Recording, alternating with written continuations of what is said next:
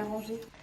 Eh bien, bonjour, je m'appelle Justine, j'ai 29 ans et j'élève des chèvres dans le centre de la France. Donc la ferme, c'est la place, c'est la ferme de la place. Pourquoi êtes-vous commencé avec l'agriculture? Mon père était agriculteur et du coup, j'ai voulu faire ce métier aussi. Et l'agriculture, c'est quoi pour vous? L'agriculture, c'est travailler avec le vivant tous les jours, quand il pleut, quand il fait soleil, avec des animaux, le plus respectueux possible de l'environnement. Et c'est aussi produire de la nourriture ou c'est quelque chose d'extra? Du coup, c'est aussi pour, voilà, nous on produit du fromage au lait de chèvre et c'est oui, bien se nourrir localement. Et tu connais vertical farming? Oui, je connais grâce à Jeff le vertical farming. Et que penses-tu de vertical farming? Je pense que c'est très intéressant pour les villes, pour pouvoir réinsérer la nature dans les villes et la production locale des légumes. Pourquoi êtes-vous un agriculteur? Par plaisir. Pour plaisir. Et votre ferme, c'est complètement circulaire? Oui, on produit tout ici et on transforme tout notre lait pour faire nos fromages. Et vous avez des déchets? Non, on n'a aucun déchet sur la ferme. Tout est réintroduit, le fumier est remis sur les parcelles. Et pour les déchets de la fromagerie, c'est les cochons qui boivent le petit lait. Les On cochons? engraisse des cochons avec le petit lait des fromages. Ah, ok, cool. Et quel produit tu produis ici? Alors ici, on fait du lait de chèvre, un petit peu de lait de brebis, de la viande d'agneau et de la viande de porc. Ok, dernière question ici. Vous avez étudié ou Oui. quelque chose avec l'agriculture? J'ai fait mes études agricoles en Bretagne et j'ai fait un BTS production animale. Voilà, ce qui m'a permis d'apprendre comment fonctionnaient vraiment les animaux. Et on continue de se former sur des méthodes alternatives. Super. Les chèvres me mangent. Elle écrase le pied aussi. On va faire un petit tour Ouais, maintenant. calme. Tu peux parler quand tu en suivre. Oui.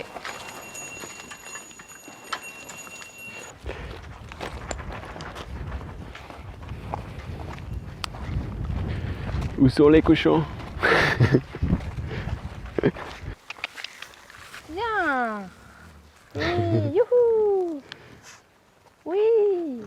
Allez, viens. Ouais, youpi. C'est la fête. Attention, vous êtes filmés.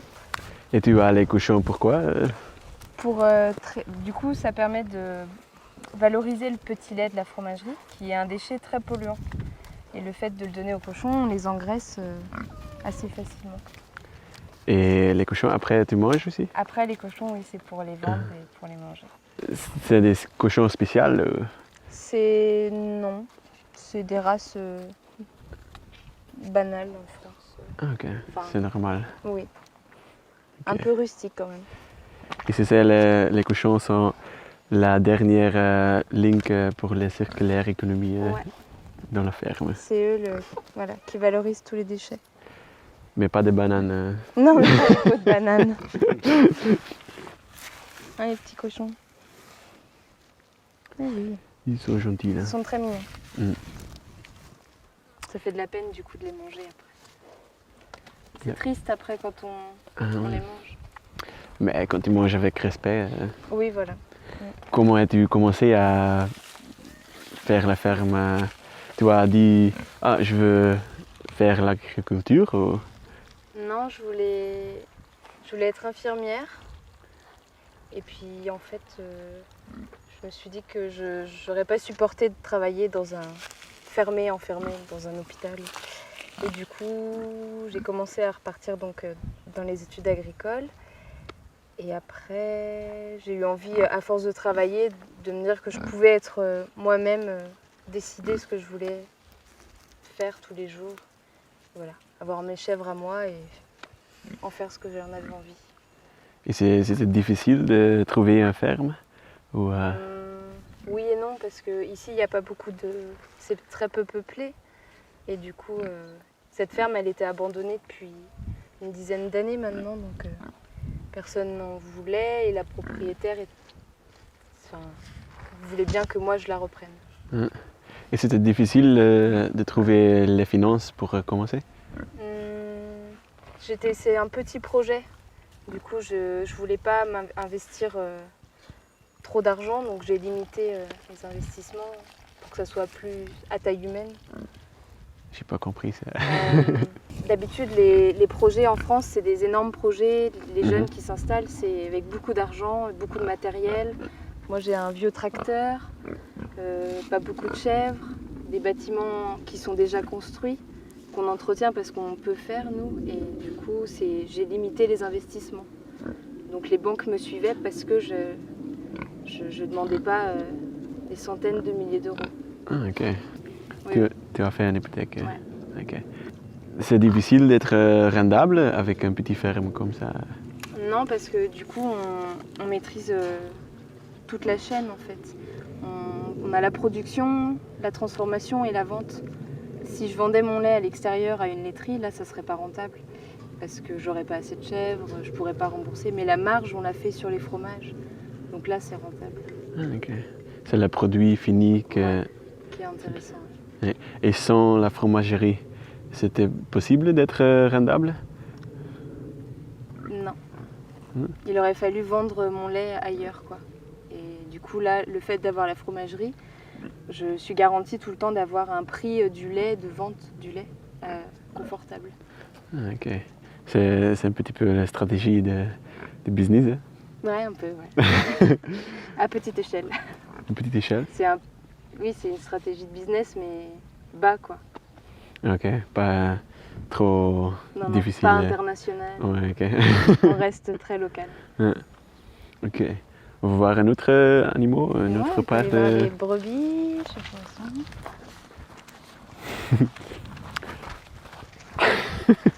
Plus de chèvres. Plus de chèvres. C'est les agneaux.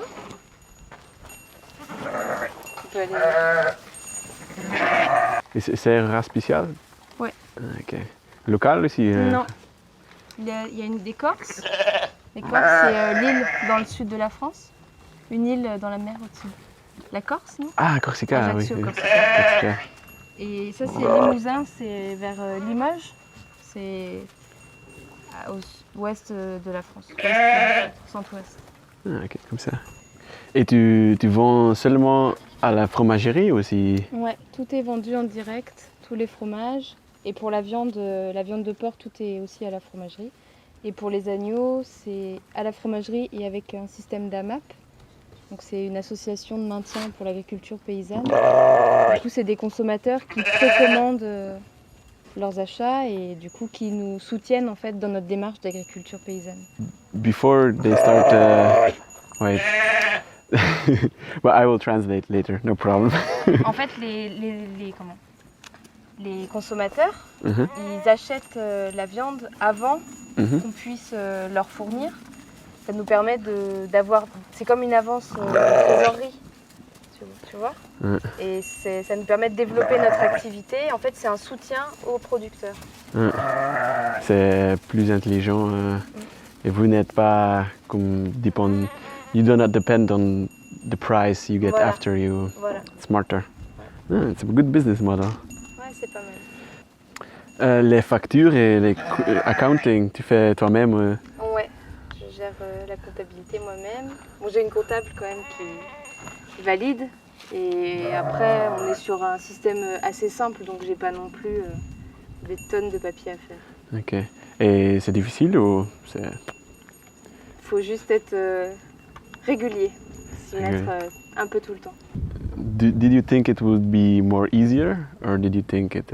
Non, je savais que ça allait être physique et est fatigant, mais je trouve que ça va.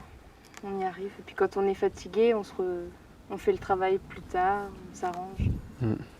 Quand And voilà. what was the biggest problem you encountered since you started? Le problème le plus important que j'ai rencontré, c'est plus au niveau de la gestion du parasitisme, les vers, worms, des chèvres. Parce que quand elles sortent dehors, elles peuvent être parasitées et c'est très compliqué à gérer. Il faut les faire tourner, changer. Et c'est les maladies en fait, c'est la pathologie qu'on a le plus et c'est le taux de perte, c'est dû au parasitisme. C'est le plus dur. Et pour ça, tu as l'ail que tu m'as Voilà, montré. donc on leur donne de l'ail tous les jours, ça aide, mais ça fait pas tout. Et tu veux pas utiliser l'antibiotique Alors du coup là, ce serait pas un antibiotique, ce serait des traitements chimiques. Du coup, en cas de, vraiment, quand on n'a plus le choix et que si le troupeau est trop infesté, oui, là on traite chimiquement. Mais on essaye de trouver des alternatives, de les changer plus souvent d'endroits, de les emmener dans des endroits où elles n'ont pas pâturé, pour éviter de se recontaminer, quoi. C'est le plus dur. Parce qu'en France, les chèvres, elles sortent pas. 95% de l'élevage de chèvres en France ne sortent pas dehors.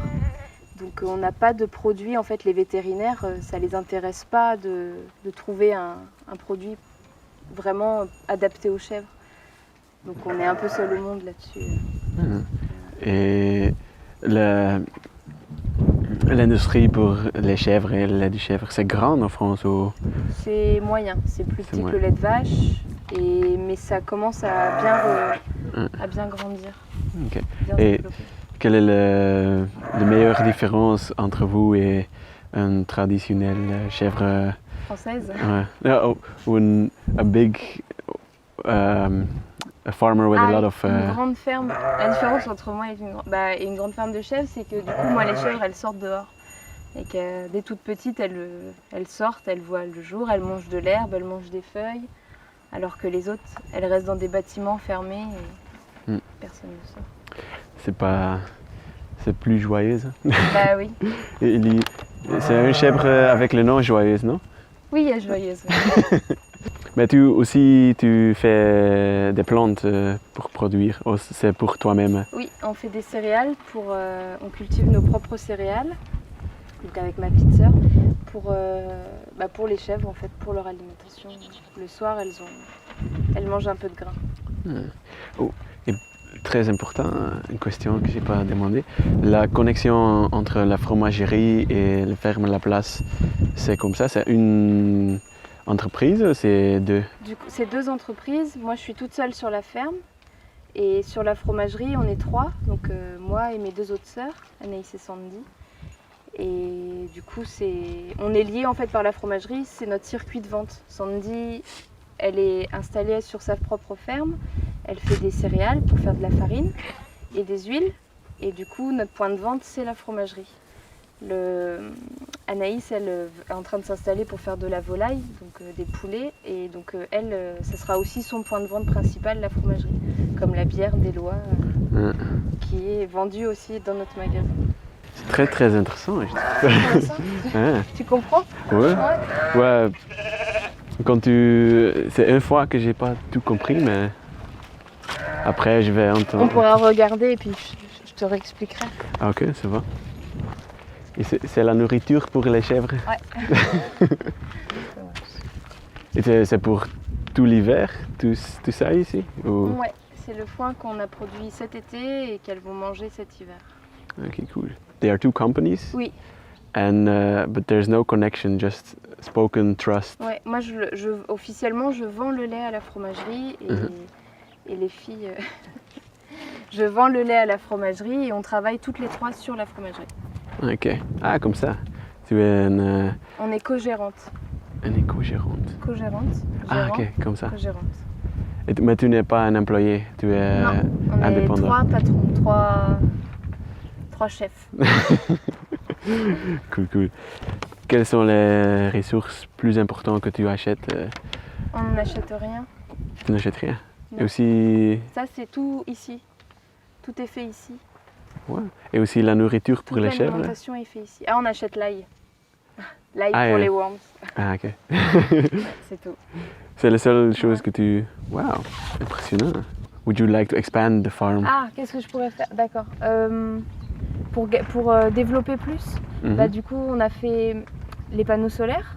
Mhm. C'est une façon de développer la ferme.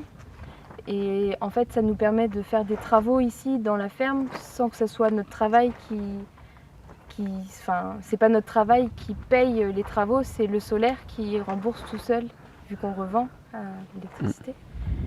Et après, on n'a pas envie de faire plus de choses pour gagner plus d'argent.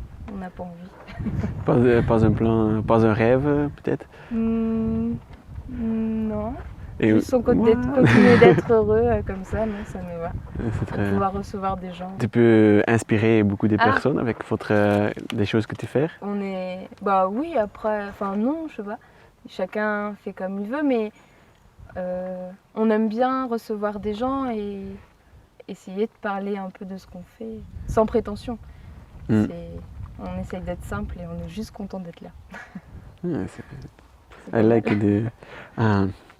peut-être les questions prochaines. Ouais, ailleurs, Et avec le grand... avec la caravane, avec non, le pas- bambou. Je peux m'asseoir à côté de lui. Voilà. Et tu produis aussi les petits chèvres ici. Oui, du coup, on a plusieurs boucs qui se reproduisent avec les chèvres tous les ans. Et voilà. Et Ça, c'est c'est le grand-papa. le grand-papa.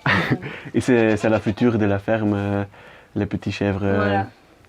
Tous les ans, on en garde une partie qu'on remet dans le troupeau et ça fait le renouvellement.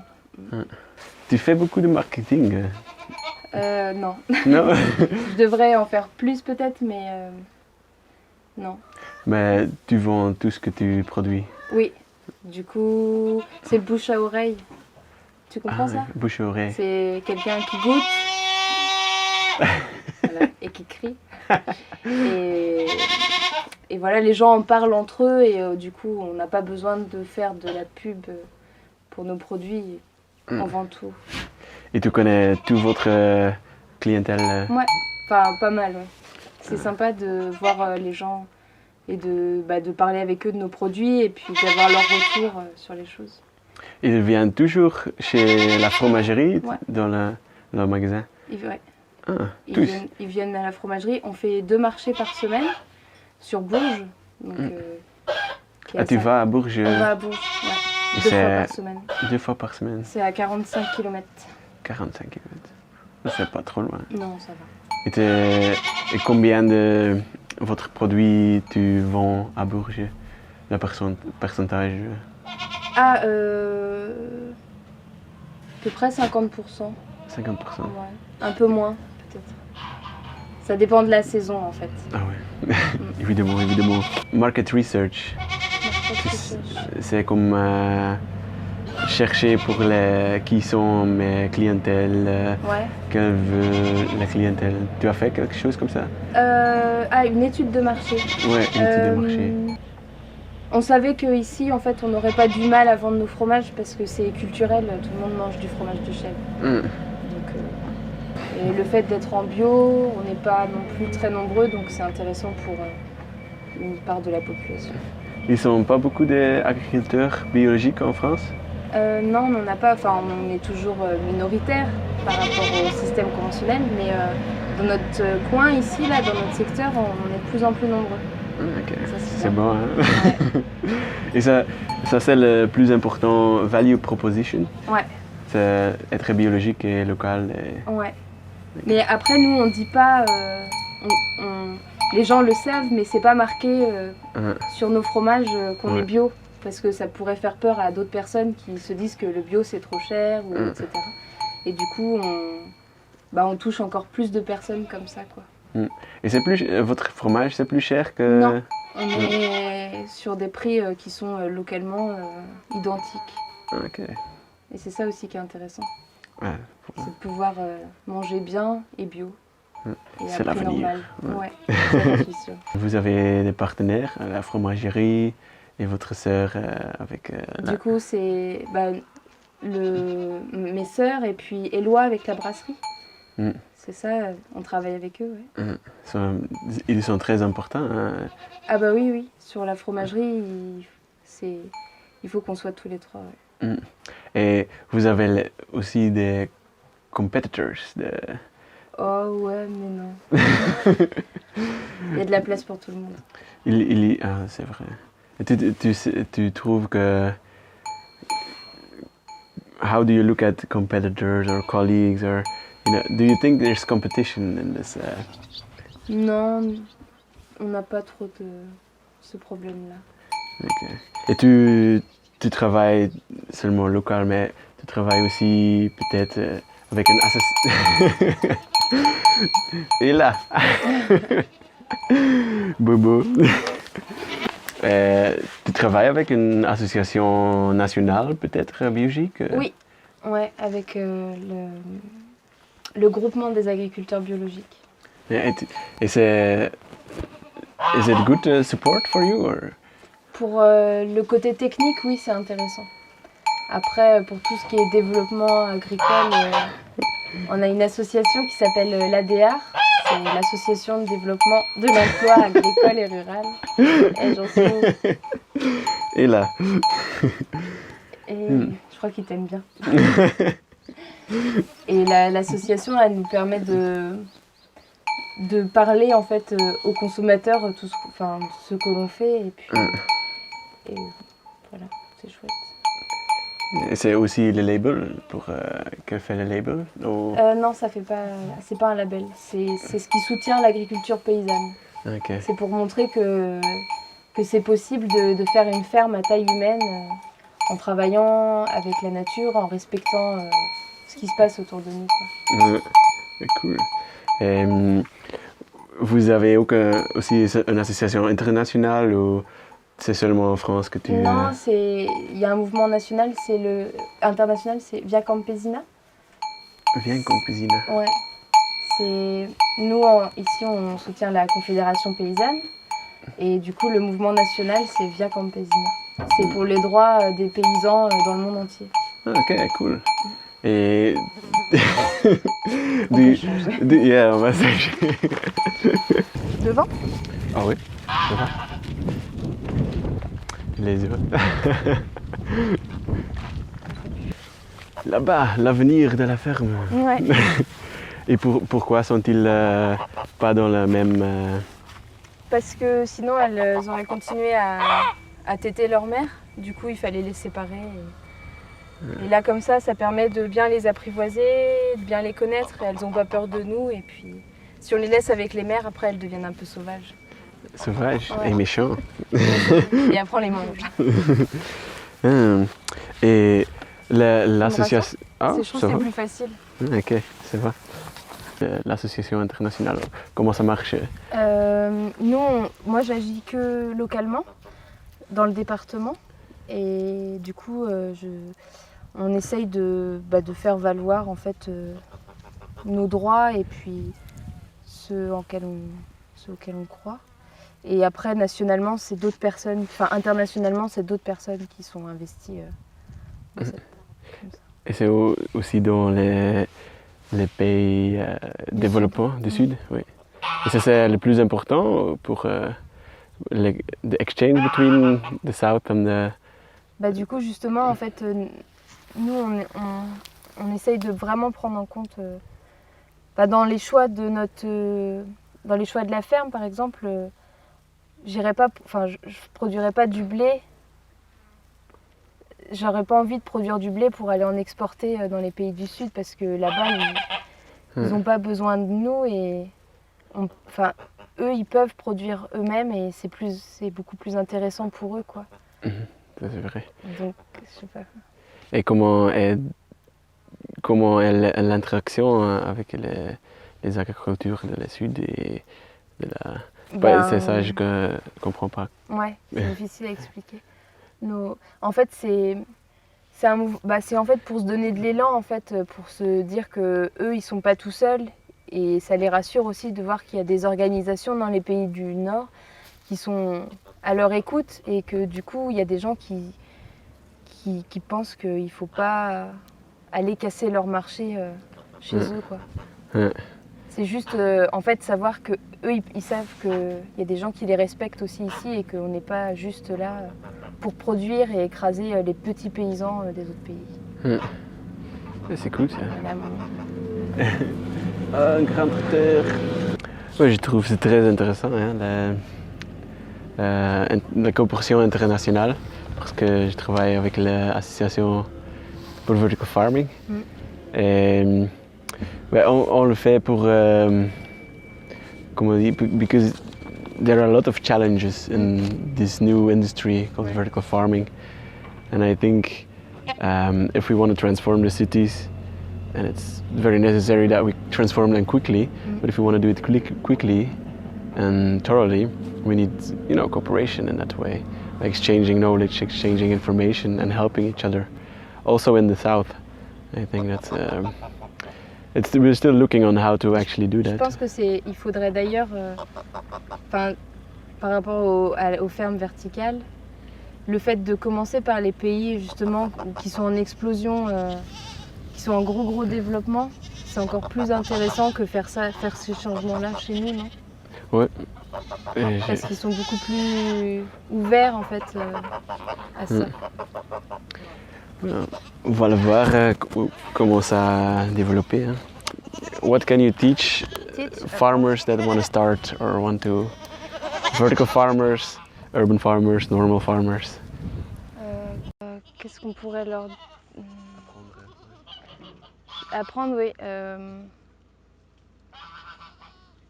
Je sais pas.